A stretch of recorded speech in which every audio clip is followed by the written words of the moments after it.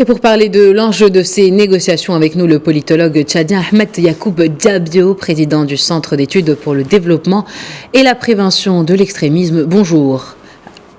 Alors, Ahmed Dabio, vous interveniez sur nos antennes au mois de janvier à l'annonce du report du dialogue inclusif tchadien.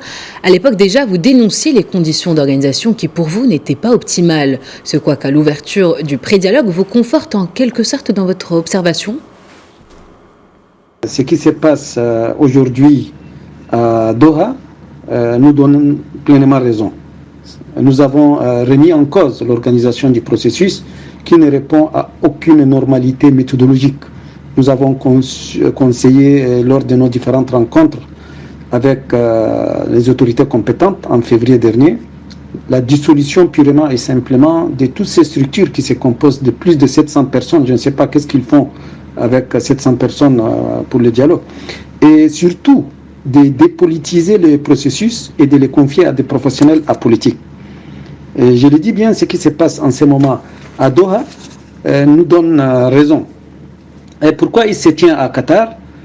Cette question revient toujours, je ne sais pas pourquoi, mais il faut reconnaître que c'est une chance pour le Tchad d'avoir un partenaire aussi expérimenté, aussi puissant dans la gestion des conflits.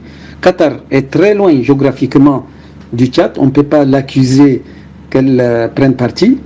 Et ce pays a les moyens financiers et logistiques d'organiser et d'abriter ces pourparlers.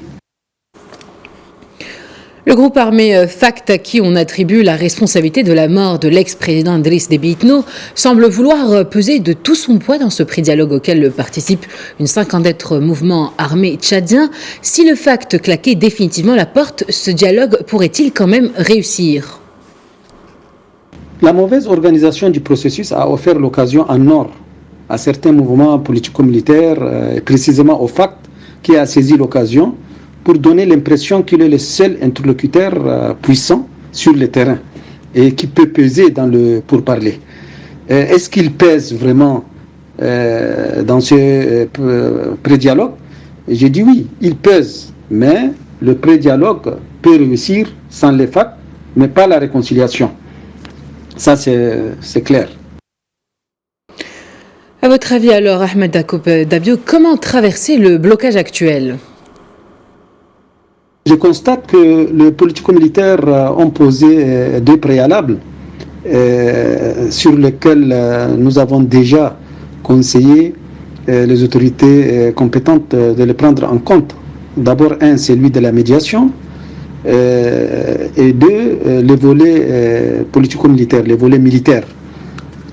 C'est pourquoi nous avons conseillé de créer une institution indépendante apolitique pour jouer la médiation. Et le volet militaire n'a pas été pris en compte. Et à mon avis, il n'est pas trop tard de dissoudre toutes ces structures et de confier les dossiers à des professionnels pour aller sur la bonne voie. Merci pour ces précisions, Ahmed Yacoub Dabio. Je rappelle que vous êtes le président du Centre d'études pour le développement et la prévention de l'extrémisme.